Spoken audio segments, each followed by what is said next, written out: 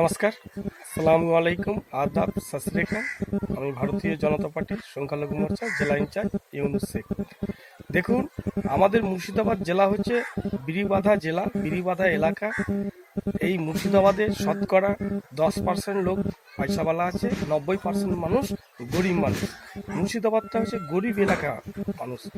দেখুন, আজ মুর্শিদাবাদের বিড়িবাঁধা চলে এবং মুর্শিদাবাদের সাথে সাথে গোটা ভারতে যে বিড়িবাঁধার কালচার চলতে লেগেছে, এটা খুব ভালো দিক। ভারতবর্ষে এবং পশ্চিমবাংলায় যে বিড়ি বাঁধার কাজ চলছে, যারা মায়েরা বিড়ি বাঁধে, মানুষ ছেলেরা তো বিড়ি বাঁধে না, মায়েরা বাঁধে। ছেলেরা যারা জানে তাও মানে 100-এর মধ্যে 2। তাহলে এই যে বিড়ি বাঁধা কাজটা আমাদের মানে 1 নম্বর হয়ে দাঁড়িয়েছে। আর এই বিড়ি বাঁধার কারণে কিন্তু অনেক মায়ের, অনেক দাদা ভাইদের সংসার চলছে। জয় হিন্দ, জয় ভারত, মোদিজি জিন্দাবাদ।